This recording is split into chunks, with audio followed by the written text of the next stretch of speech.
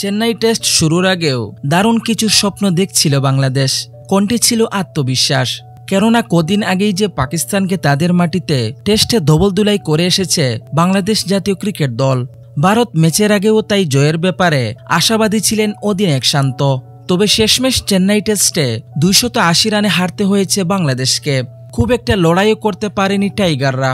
বাংলাদেশ দলের এমন পারফরমেন্সের পর ভারতের সামাজিক যোগাযোগ মাধ্যমে হচ্ছে হাস্যরস। ট্রোলের শিকার হচ্ছেন অধিনায়ক শান্ত। মজার সব মিমস বানিয়ে পাকিস্তানের বিপক্ষে বাংলাদেশ ও ভারতের বিপক্ষে বাংলাদেশ দলের পার্থক্য বোঝাচ্ছে তারা।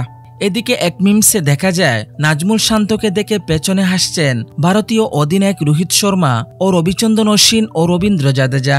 আরেক মিমসে দেখা যায় চেন্নাই টেস্টের প্রথম সেশনে হাসান মাহমুদের দারুণ বোলিংয়ের পর বাংলাদেশের সমর্থকদের উচ্ছ্বাস ও পরে বাকি 9 সেশনে বাংলাদেশের হতাশা।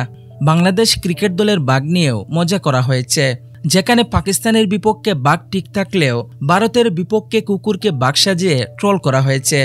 এর বাইরে বাংলাদেশ দলের আলোচিত নাগিন সেলিব্রেশনকে নিয়েও মজা করা হয়েছে, যেখানে পাকিস্তান ও ভারতের বিপক্ষে দুই রূপে দেখা গেছে নাগিনকে।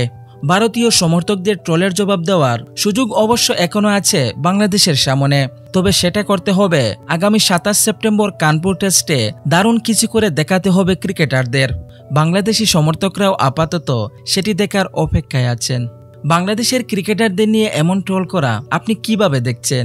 তাহলে অবশ্যই আপনার মতামত কমেন্ট করে জানাতে ভুলবেন না।